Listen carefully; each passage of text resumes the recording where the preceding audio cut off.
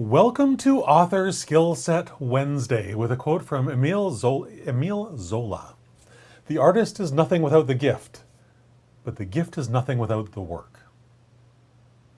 I love that quote. I really love that quote because we're all born with some level of talent. God's blessed us with a little, a lot, who knows. But it doesn't matter whether you have a thimble full of writing talent or whether God blessed you with a great big bucket full. It really doesn't matter. I know a lot of really, really talented writers who don't do anything because they're not willing to do the work. If they did the work, they'd be amazing, but they just don't. So these are examples to me of how not to do it. I've talked about this before. Someone very close to me spent their entire life taking the easy way out, not doing the thing that they were born to do, the thing they always wanted to do. They took the safe route. They took the easy route. They took the one that never forced them out of their comfort zone. And for me, it was a really great lesson on how not to live. So those people who have all the talent,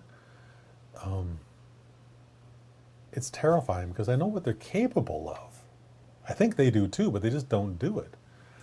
And I don't want that to be you. I certainly don't want that to be me either, right? So that's why I commit to doing this daily video, to make sure I'm pushing myself out of my comfort zone every single day. Because if I'm doing that for me, I hope that I'm doing that for you as well.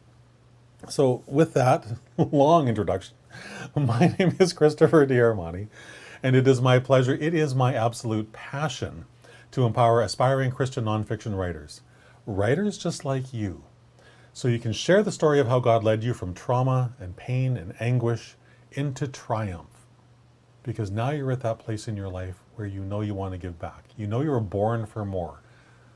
And now you want to do it. I love that. So that's what we're going to play with today, is a little bit about how to take that passion, the fact that you've got this book that's on your heart, and how to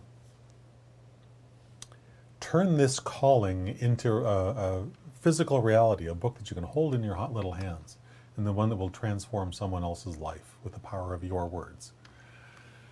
Innate talent is nice, but it's only through relentless effort, daily, diligent effort, every single day, that you can refine whatever that writing gift is that God blessed you with into a really mighty skill that's going to conquer the world. Conquer your section of the world at least. And this work ethic is echoed really well in Proverbs 14:23. All hard work brings a profit, but mere talk leads only to poverty. I was referring to these folks earlier. They live on what I call Someday Island. Well, someday I'm going to write a really amazing book and it's going to blow you away, Christopher. Still waiting. And I laugh, but that's sad. Because they could write a really amazing book. But it's always tomorrow. It's always important some other day. It's never important today. And so my encouragement for you today is to make today the day that's important to write your book. Diligence is required, absolutely required, if you're going to cross the finish line of publication highway. It can't be done any other way. You must actively nurture whatever writing talent God gave you. Nurture that talent and hone it into the mighty gift that will mesmerize your readers in such a way that they will take the words you put on the page, take them off of that page, put them into their heart and into their life, and transform their lives through your words. That's the entire purpose of writing a transformational nonfiction book, is to change someone's life. There's no higher calling, I don't believe, not as a writer. This is it. This is why we write. So, diligence, such a simple thing. Hard work is your faithful companion as you hone your gift. The longer you write, the more you write, the more frequently you write, the more you write every day, the longer you write every day, guess what? The better writer you become every day. It really is that simple. It's this nourishment of your talent that needs, it's this nourishment that your talent needs to blossom into this mighty gift that's going to transform lives. You will never be a master of the craft of writing. Hemingway said that, and it's so very true. I'm a pretty darn good writer. I didn't start off that way. I'm way better now than I was, especially during those 20 years where I tried writing books and failed utterly, literally, for I think it was almost 20 years. Because I didn't do any of this stuff. It was only after I finally, through a lot of heartache, decided that I guess I need to do all those things that people are telling me that are required to write a book. Turns out they were all correct. If I want to write a book, there's a really easy pathway to it. It's called writing every single day. That's it. But skills development, even though we will never master this craft, as Hemingway said so eloquently, skills development is just an ongoing process. The more I write, the better I become. The more I write, the faster I write. The more I write, the easier and better my first drafts become. So my first draft of today is light years ahead of what my first draft was, even 10 years ago. Oh my goodness. Even 5 years ago. Way different. Because, in those years I've written and published 53 books. You can't write 53 books without becoming a better writer. The first book, I was really proud of that because that's the one that broke the camel's back, if you will, to use that terrible analogy. That's the one that said, I can actually do this. It's actually possible for me to do this. And there's the proof. I'm holding it in my hands. That was amazing. Now, that book actually went on to be a bestseller in its category, which again was amazing. But only after I got some feedback from a friend who had the courage to tell me what was wrong and then help me fix it. And I'd already published the darn thing. I had to go back in and change it. So that's the beauty of the age that we live in, that we can do that. So I'm not afraid of publishing anything anymore because I already published something that was, compared to the final version, kind of awful. And I went back and inside 24 hours, completely rewrote it, completely fixed it. And it went on to be a bestseller. So I'm not afraid of publishing anything anymore. There's no need. I know that no matter what goes wrong, I can fix it. Super simple. In this day and age, it's beautiful. But that requires courage, right? It also requires passion. You've got to care. So one of the things that can happen is that writing can become a chore. I talk a lot about scheduling your writing sessions, showing up every day for those sessions, and then doing the work, writing every single day for the allotted time that you've set aside, whether you feel like it or not.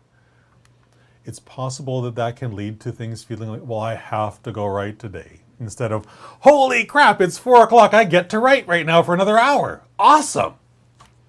It's the same time slot, completely different attitude. And one of the things that can really help have that second attitude, the one that's really excited and awesome and inspired to write, oh my goodness, I get to do this, is awesome. And people actually pay me for the words that I write. It's beautiful. Schedule writing, what I'll call writing playtime, where you're not working on your book, where you're not building another outline. You have an idea and you want to just see where it goes. Play with it. Give yourself that gift, that freedom, to go and explore whatever that is. There's, I forget which major tech company started it. There's, I'll call it the 10% time. It's got lots of different names across lots of different companies. But these companies will pay people, or maybe it's 20% time, 10%, half a day a week, half a day every week. They've got, 4 hours. Work on whatever you want. The company has no care, no oversight, no nothing. Just whatever your passion is, go play with it. See where it leads. That's how Gmail came about. Right? Some really amazing things have come out of the fact that 3M's sticky notes, another thing. Some guy was just playing around. Wow, this would be really cool. Can I make it happen? And he did. So give yourself that same gift. Give yourself some writing time every week where you're just playing with an idea. Whatever pops in your mind, it doesn't matter. Whether it's fiction, nonfiction, who cares? If it's fun in that moment, play with it. See where it leads. Because that will help keep that spark, that passion alive in your writing. And when you're alive in your writing, it flows into the page. It has to. It's impossible for not. So I highly encourage you to apply Zola's wisdom as you diligently hone your craft into the mighty, amazing, unique voice that will hook your readers from the very first moment they lay eyes on your book marketing copy and go, holy crap, I have been looking for this book my entire life. I'm so grateful I finally found it. Those are the people who will be your absolute raving fans in a heartbeat, because you poured your passion into putting this thing out into the world so it could help someone else.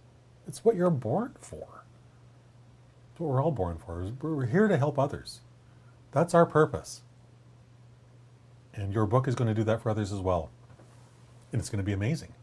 And I cannot wait for the day that you get a hold of me and you say, Christopher, I took your advice. I scheduled those writing sessions, and guess what? I showed up. And on those days where I really didn't want to, I did it anyways. And look at this. My published book is done. So thank you for that. I can't imagine a greater gift. I truly can't.